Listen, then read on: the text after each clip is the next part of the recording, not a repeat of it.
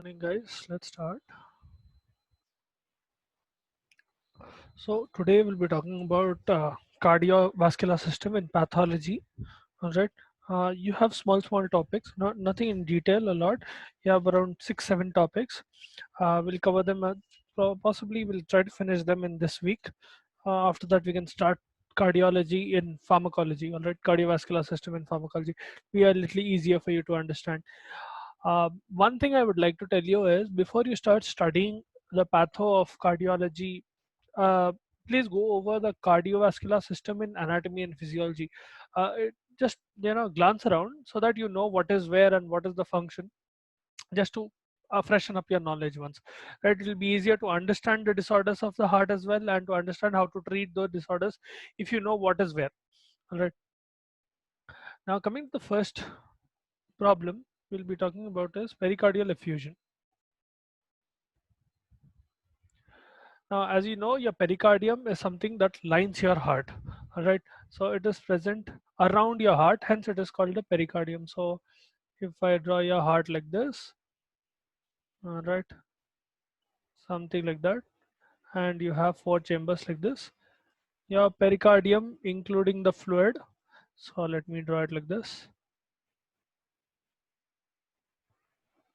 Will be a small sac present around your heart, like this. Right. Now, 1 second, your this should be a little larger.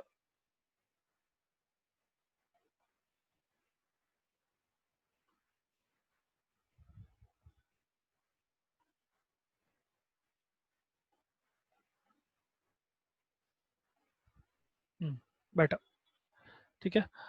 So here you have your valves, and here is your this thing going, and this is your right.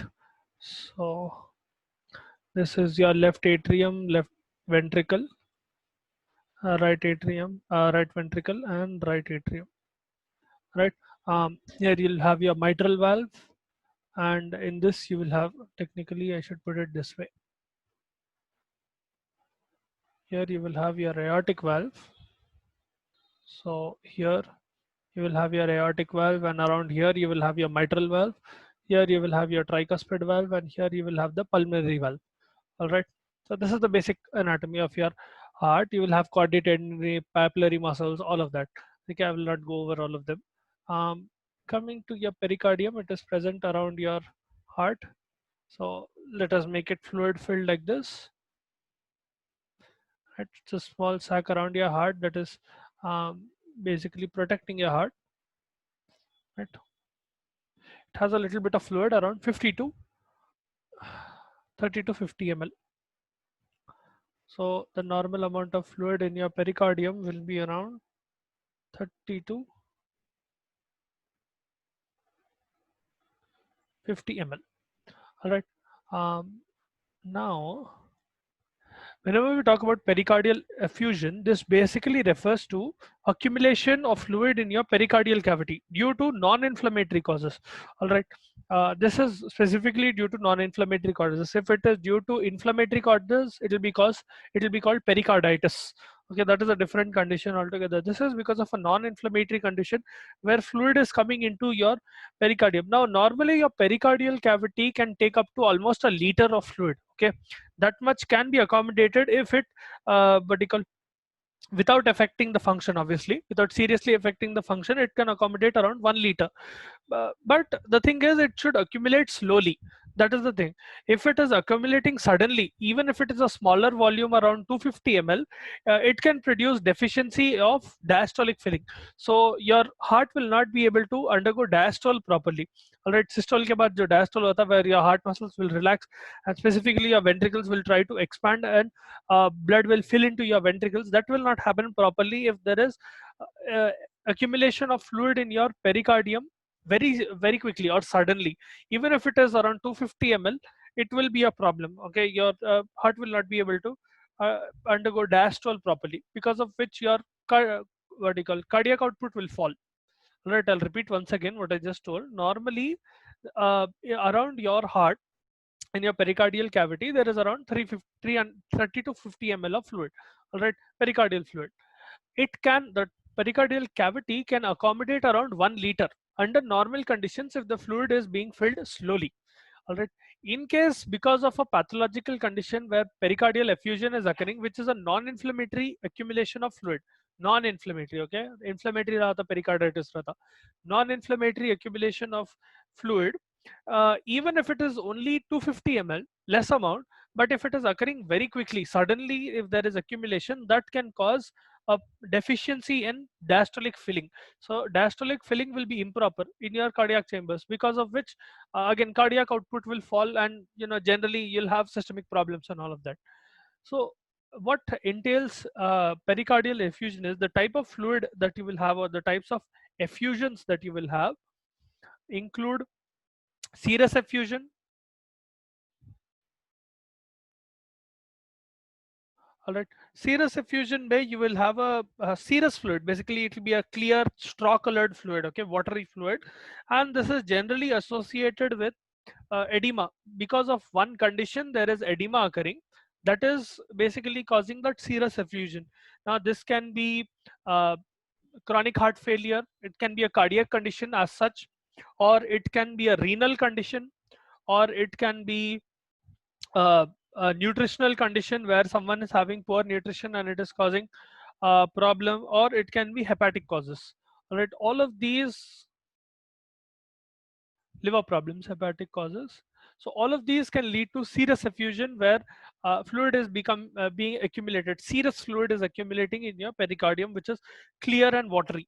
Right? It is edematous basically. This is without inflammation. Okay. Uh, the next one will be serosanguinous. Sanguine basically refers to bloody. Okay, red is sanguine. Now, serosanguinous means, so you can also write it like this. In some textbooks, you will see it like this. Okay, either way, serosanguinous effusion basically refers to a kind of effusion that will have a little bit of blood in it. So this is basically found when your heart is having some blunt trauma. Okay, so some what do you call external injury, something like a stab wound, or some type of blunt injury to your chest or cardiopulmonary, or because of cardiopulmonary resuscitation, when you're trying to resuscitate a patient and you push very hard where your ribs are actually what do you call damaging your heart, it can happen. Any kind of blunt trauma, that kind of thing can lead to a little bit of blood being formed in the effusion as well. So you will have serosanguinous kind of effusion. Now this will have blunt trauma or cardiopulmonary resuscitation. All right, in both of these conditions, please feel free to ask me doubts if you're not understanding anything or you want me to repeat anything, any particular part. Okay. But I do suggest that you go over the anatomy and physiology of heart before starting this. Very important, because it will be much more easier, and it will be, because you do not have pathology of heart in a lot of detail, it will become very easy to understand and ultimately to memorize as well, if you understand the anatomy and physiology behind these. Okay. You don't have to every time whenever you're reading pathology, that doubt will not come. Okay, what is this? You do not have to Google it, or you do not have to try to search it in a textbook. The other type of effusion that you will see is chylous. Now, chylous effusion basically refers to a milky fluid. Okay, the effusion will become milky. That is chylous. Okay, chylous fluid will accumulate in your pericardial cavity. This is basically because of lymphatic obstruction. So there is a lymphatic obstruction nearby, because of which fluid is accumulating here, which contains lymphatic properties. Basically, lymph will start accumulating into your pericardial cavity. That is the chylous type of fluid. Chyle basically refers to milky fluid. All right. As you know, your lymph is milky white in color. Right. Then other type is rare but happens, cholesterol effusion. This basically is characterized by the presence of cholesterol crystals. Okay, generally seen in myxedema. There is something called myxedema that is associated with thyroid disorders and some other disorders as well. In myxedema, you will see this type. Okay, so you will see cholesterol, sterol, sorry. cholesterol level, cholesterol crystals, um, generally associated with myxedema.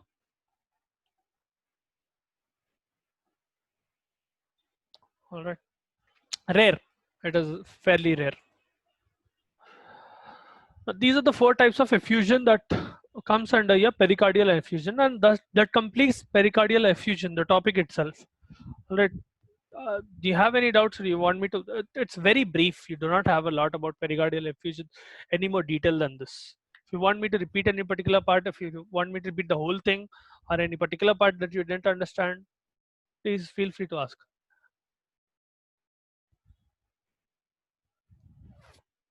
No? Okay. Now, coming to the next disorder, rheumatic heart disease.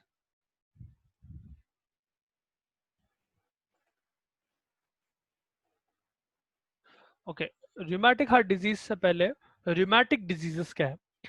Rheumatic diseases are a bunch of diseases that are related to damage to your connective tissue. Okay, any type of disorder or disease that is affecting and damaging your connective tissue anywhere in your body, that will be called rheumatic disorders, and that will come under rheumatology. All right. So it can be rheumatic arthritis, it can be rheumatic heart disease, several other rheumatic type of, anywhere where connective tissue is getting damaged. Okay. Now in this, what happens is, it will basically, rheumatic fever, it will be this is basically associated with rheumatic fever, specifically in chronic stages. Chronic stages will be associated with rheumatic fever. This generally occurs in children around 5 to 15 years of age, but it can happen in adults as well. I've seen cases that where, what do you call, people who are like 20, 30, 40 years old as well, they are having chronic rheumatic heart disease as well. It might be a disease where it had not been resolved initially, or they might develop a new disease as well. That is also possible. But generally, it will be present in 5 to 15-year-old kids. Okay. So you will see rheumatic fever in such people. uh, this disease is basically rheumatic fever specifically. This is a systemic post-streptococcal non-suppurative inflammatory disease. Okay, in the sense that how it starts is, someone will have a streptococcal infection. Okay, I'm sure you know what a streptococcus. Streptococcal infection, specifically throat infection. Okay, now whenever someone has a throat infection, it will start that way, and that the antigens of streptococcus, okay, they will travel from your throat into systemic circulation. They will enter systemic circulation, and from there they will reach heart. And specifically what they will do is, let me draw it this way. Let's suppose this is that, oh dear, 1 second, it's supposed to be right. Imagine this is that streptococcus, okay, the bacteria, and a gram positive bacteria. This fellow is coming to your heart, and this fellow, what it will do is, it will come and lodge itself around your heart valves, specifically your left side heart valve and right side heart valve, more towards the left than right. But what you call, it can affect both of the valves, but mostly on the left. Okay, it will come and lodge around your mitral valve. So if I expand this a little bit, please feel free to stop me at any time if you're not understanding. Okay, so अगर मैं इसको expand करा, now let's suppose I'm seeing only the left atrium. Okay, so this is your left atrium.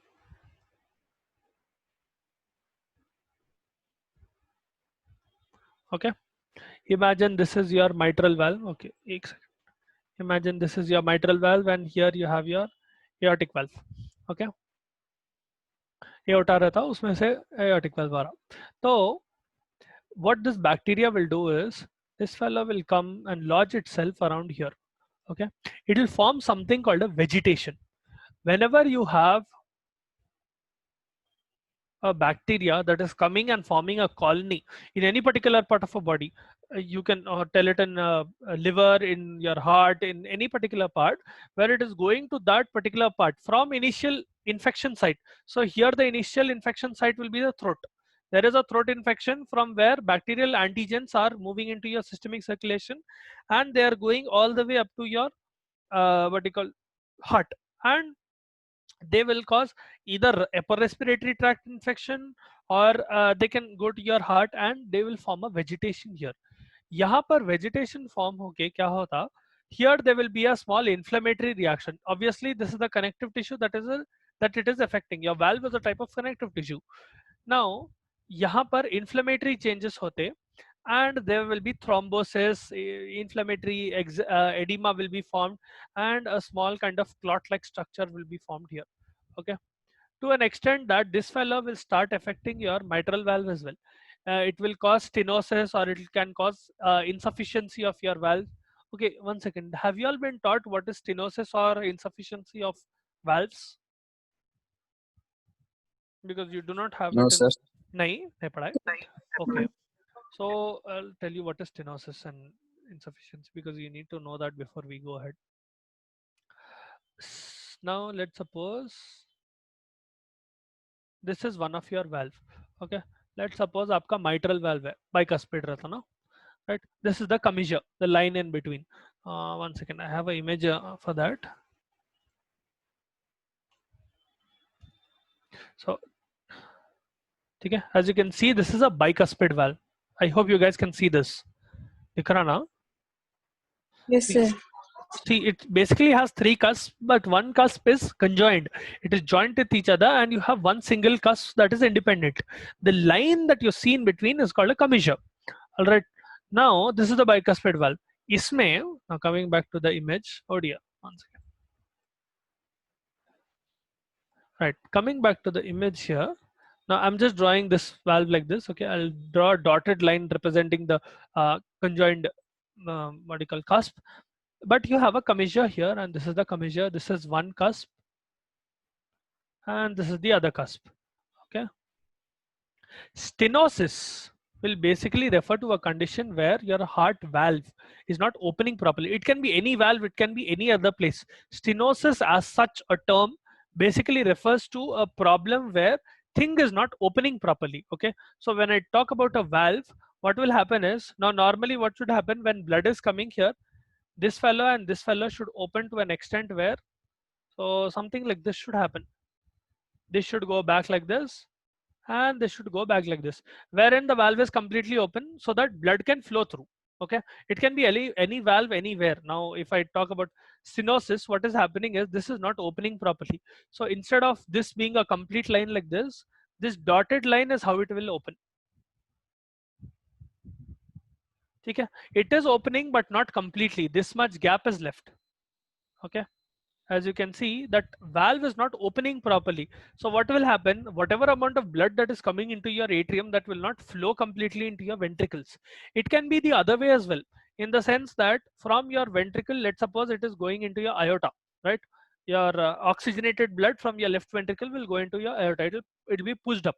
During that period of time, what is happening is this aortic valve, let's suppose, is having stenosis. It is not opening properly, meaning blood will be left into your ventricle, right?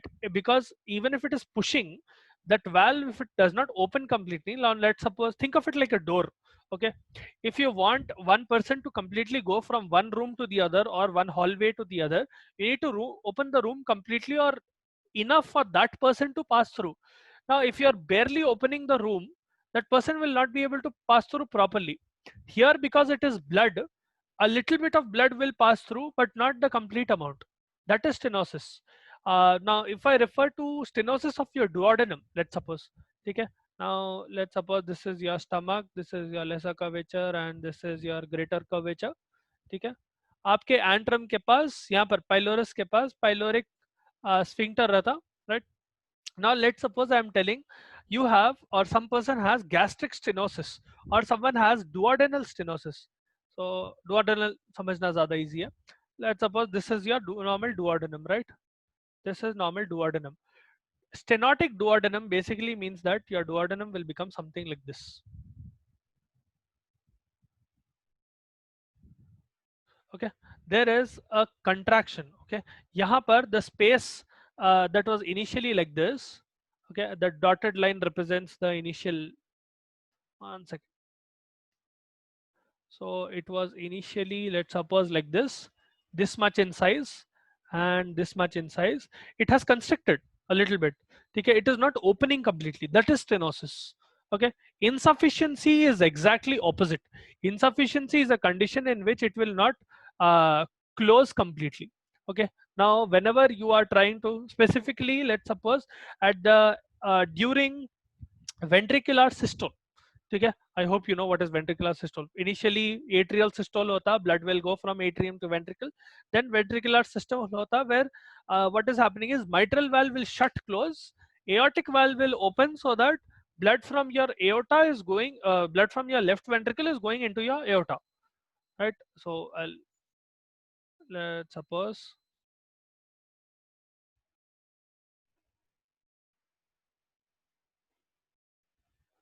थोड़ा इसको बढ़ा दिया तो it will be easier to understand. So let's suppose this is your ventricle and this is your aorta, this is the, ठीक है, and this is your mitral valve, two cusps, ठीक है, and you have your ventricle like this, ठीक है, left ventricle, left atrium, ठीक है, यहाँ तक clear है ना, what is what? This is aortic valve, this is mitral valve, all right, bicuspid or mitral valve. Now what is happening is normally blood will rush in. So let's suppose blood is like this. Blood is rushing in from your left atrium into your left ventricle like this, filling in here. All right. Now, if there is normally what will happen, this blood, whenever your left ventricle is undergoing systole, in the sense is this is contracting, what will happen is this fellow will completely shut down, right? Your mitral valve will close completely when it is becoming like this. Okay. So let's suppose it is closing as much as possible, right? What will happen is when your ventricle will undergo systole, basically when it is contracting, blood will flow into your aorta. Your aortic valve will open, right? This is what happens normally. In insufficiency, specifically if let's suppose one example I'm telling, mitral insufficiency, meaning your mitral valve is not closing properly. Stenosis is a problem where it is not opening properly. Here it is a problem where it is not closing properly, in the sense that your mitral valve will be slightly open, in the sense that it will not completely close, it will be slightly open like this. Okay? If it is slightly open, what will happen is most of the blood will obviously go into your aorta, but some blood will go into your left atrium as well. It will regurgitate back, in the sense that blood is going back into your atrium. That should not happen. Okay, if left atrium mein ja raha hai, that will cause heart failure. All right, I hope this you understand what is stenosis and what is insufficiency. समझ में आया तुम लोगों को? Yes, sir. पक्का पूरों को समझ में आया? Yes, sir. ठीक है. Right. Now coming back to our rheumatic fever, what will happen is, as I was telling you, this is a, so rheumatic fever is systemic, non-inflammatory,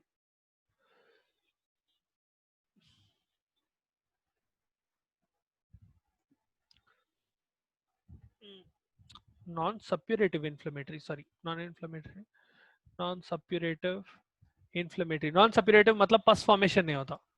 All right. Suppuration is the formation of pus and abscesses and all. So non-suppurative, post-streptococcal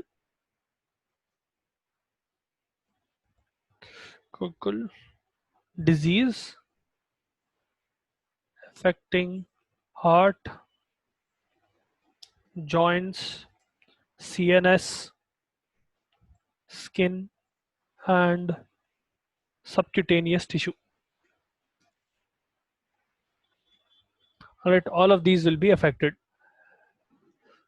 So rheumatic fever is basically a systemic infection. जब rheumatic heart disease होता, there in chronic conditions, specifically rheumatic fever हो सकता.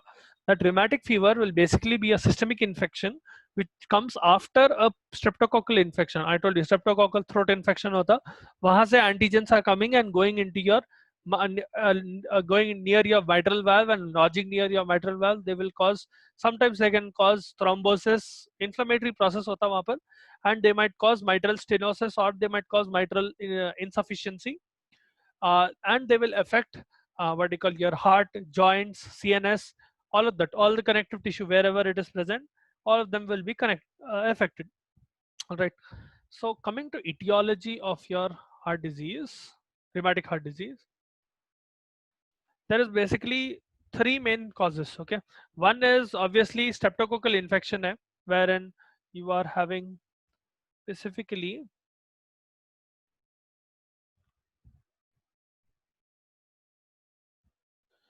beta hemolytic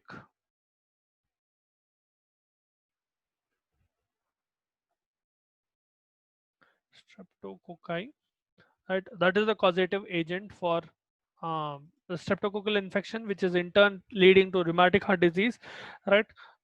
Throat infection leading to this, causing RHD बोल के लिख दो, that is rheumatic heart disease and upper respiratory tract infection, URTI. All right. So generally you can see both of them together as well sometimes in some patients. If the patient is poor, poverty, in the sense that they'll be more susceptible to unhygienic conditions and things like that, wherein it is causing that. Poor nutrition, where your immunity is low, or density of population. If people are living very, very close by, like, especially developing countries like India, Brazil, Bangladesh, places like that, Myanmar, and lack of proper medical attention.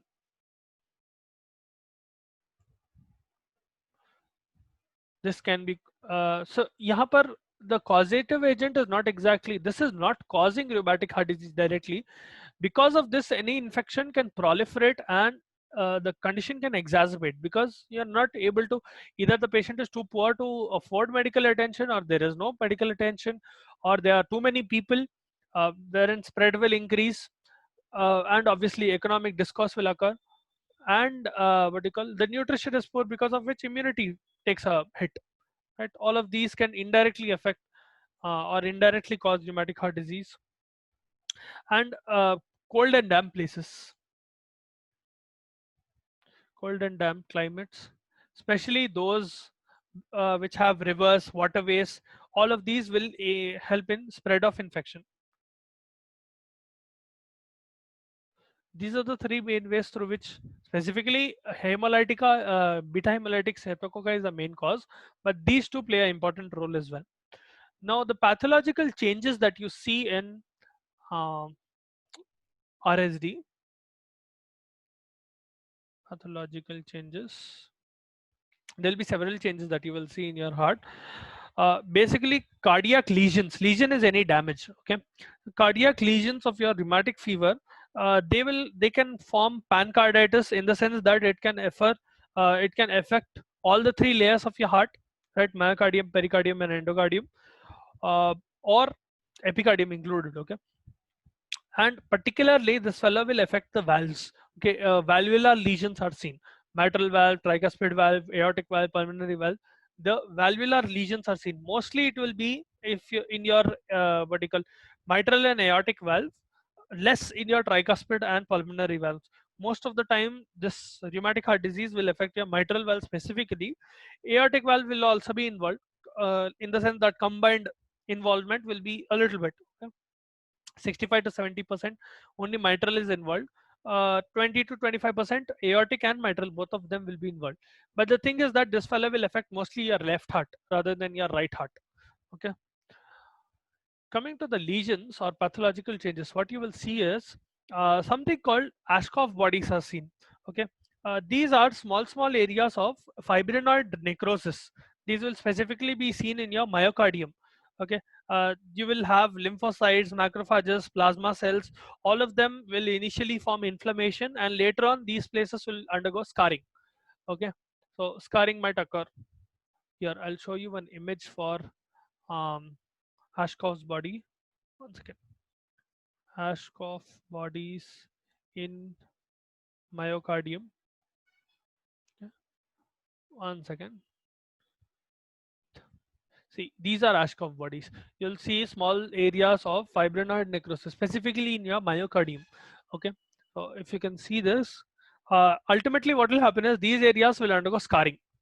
Repair will occur and scarring will occur. Whenever there is scarring, obviously that area of myocardium, see, if I have my heart, like normal function of myocardium is contracting and relaxing, right? It is the muscular layer of your heart. Now in this layer, if I cause scarring in any particular part, that particular layer or that particular part, small part of myocardium will not work normally anymore, because of which the overall function of your heart will decrease. Meaning whenever your heart is contracting, that scarred part will not contract properly, and whenever your myocardium is relaxing, that scarred area will not relax properly. All right. So that is what happens with Ashkoff bodies. One second, I'll just take your attendance. Where is the file?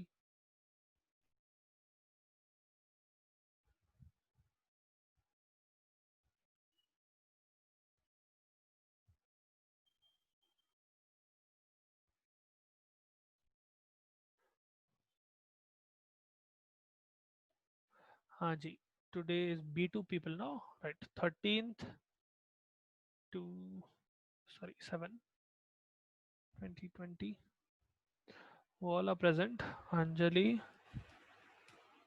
Anusha, Shanti, Rusia, Yajik, she. Okay. Right. Coming back to our discussion, so you will see Ashkoff bodies and myocardium. I hope you understood the image. Fibrinoid necrosis hota. Fibrinoid necrosis we already went through. You'll see fibrous tissue being formed and dead tissue being formed. All right. That is the fibrinoid necrosis. Go over once what is necrosis and fibrinoid necrosis if you're having doubt. That is one thing that you will see where ultimately it is leading to scar formation. So I'll write it down here. Ultimately leads to scar formation. If you want me to repeat any part, please feel free to stop me and ask doubts. Okay. The next change that you will see is transient fibrous pericarditis. So what is transient fibrous pericarditis? This is basically fibrous pericarditis in the sense that fibrous inflammation की वजह से fibrous tissue. Hello, sir. Yeah. Hello, sir. I can't hear you. अभी सुनाई दे रहा? Sir. अब सुनाई दे रहा? No, sir. Sir, sound बहुत कम है. बहुत कम आ रहा है. What about the others? Are you able to hear me? Sir, she must have turned Yes, off that sir. speaker. Parvale. వినపడుతుందా? Sir, we can hear you. याजिक अब सुनाई दे रहा? Sir, ऊपर एक speaker का mic रहता है ना. I think she turned it off. याजिक, please check your speaker once.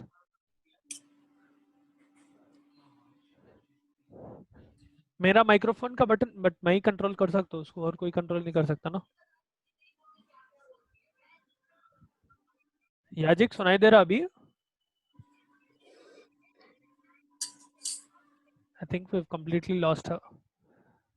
What about the others? Are you able to hear me? Vamsi is able to hear. Anjali, Anusha, Shanti, Rusia. सुनाई दे Yes, रहा? sir, we can hear you. Yes, sir. Yes, sir. Yes, sir, सुनाई दे रहा. याजिक एक बार mic headphones को disconnect करके reconnect करके देख. चलो. She back?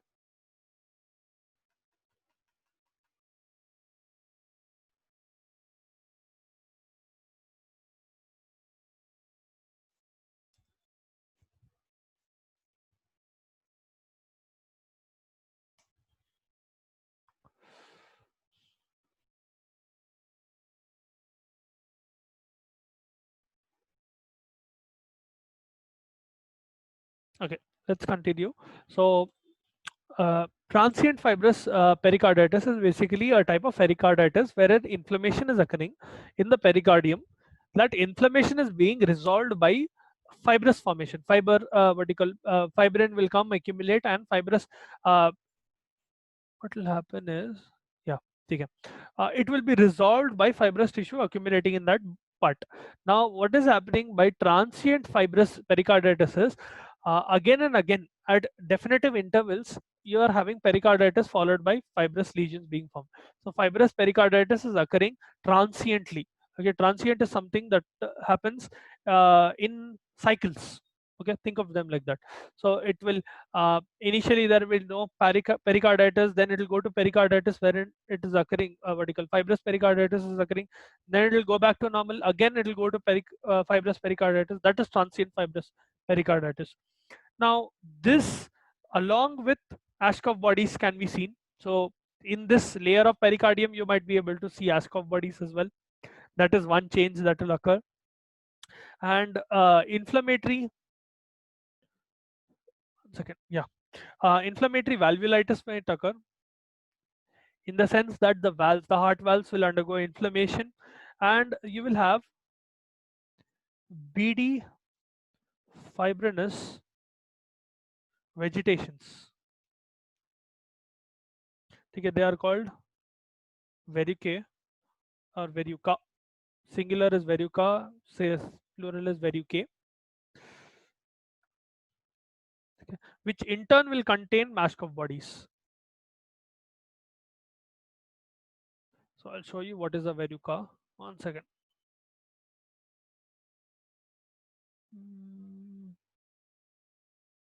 Haji. 1 second. Stop share. See, this is a verruca.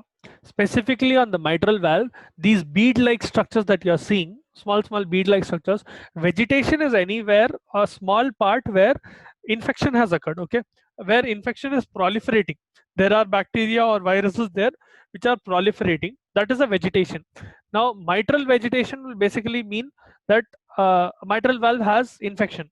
Mitral valvulitis, which has vegetation, because of vegetation there is valvulitis in the sense that mitral valve is undergoing inflammation, where you will see these verrucae, small parts of vegetation.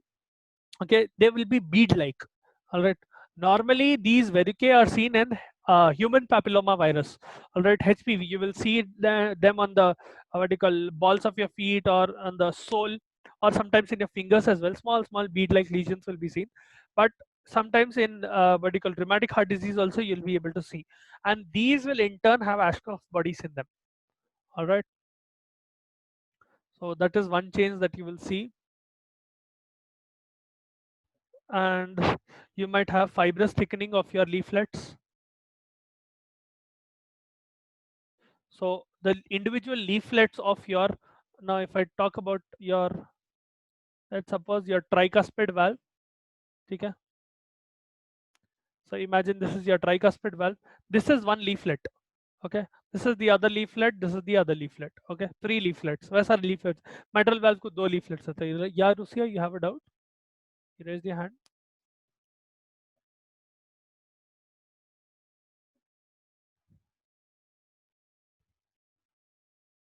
चलो we'll stop here. We have like 1 minute left. So समझ में आया आज की class में क्या हुआ? We'll continue from rheumatic heart disease. A little bit more is left. A few more changes. But did you guys understand what is happening? Yes, sir. All of you? Yes, sir. Sure. Yes, sir.